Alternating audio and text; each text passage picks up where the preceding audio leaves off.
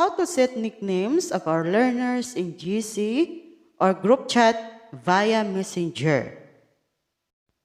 Bago tayo mag-umpisa, meron lamang akong life encouragement verse na i-share na makikita sa Kawikaan chapter 5 verse 21.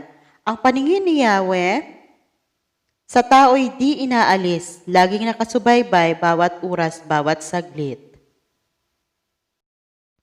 Magandang araw po, mga kapwa ko kaguro.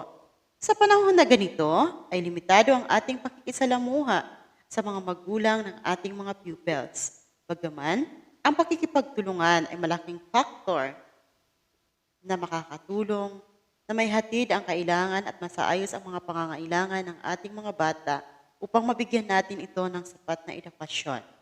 Ang komunikasyon ay mahalagang bagay upang maihatid ang sapat na edukasyon at iba pang kailangan ng mga bata. Dahil dito, madaling mapag-aaralan ang mga makabagong teknolohiya na pwede nating magamit para sa komunikasyon ng ating mga parents, lalo na sa panahon ng ganitong pandemya. Isa na rito ang Messenger o Facebook. Madali nating matitrace up o madali nating co-communicate ang ating mga parents sa pamamagitan ng Messenger. Pero dahil hindi account ng bata ang gamit at hindi pa natin masyadong kilala ang ating mga bata, kinakailangan gumamit tayo ng paraan para madaling makilala ang bata kasama na rin ang magulang. Para lubos nating makilala ang mga parents at ang mga bata, kailangan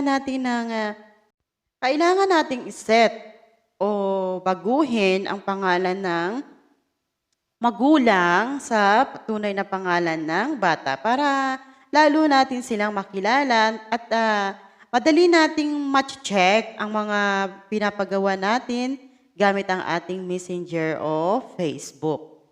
So, doon tayo muna sa Messenger. May mga karagdagan akong mga tips kung paano o karagdagang way o steps na makakatulong sa atin para madali nating makilala ang ating mga pupils. Kung sino yung nanay na nag-chat, sino yung nanay na nagme-message sa'yo. Una, i-open ang iyong Messenger account. Pangalawa, i-click ang group chat or GC na iyong gawa. Pangatlo, i-click ang group, then may pagpipilian ka, i-click mo ang nicknames.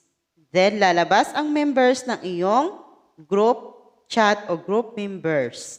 Click mo one at a time. Then, i-click mo ang nicknames one at a time.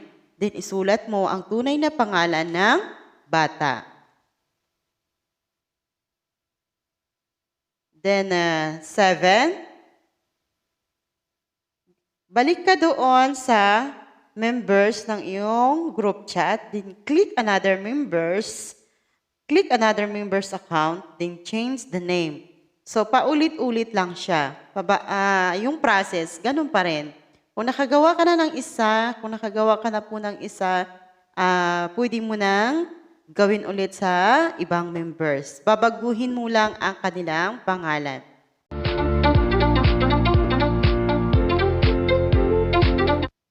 Kung na-change na ang nicknames ng ating mga nanay sa kanilang account, lalabas doon ang pangalan ng bata.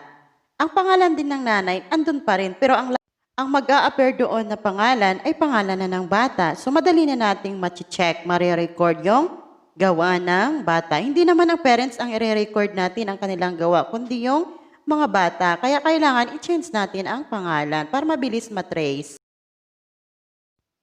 So, that's all for today. Thank you po, teachers. At mas lalo ko pong ma-appreciate kung magsusubscribe ka po, kung di ka pa po nagsusubscribe at magla-like ng aking videos. So, isang click mo, isang subscribe, malaking tulong na po sa akin. So, thank you, teacher. God bless po. God bless po sa ating lahat. Ingat po tayong lahat. May God be with you and your family.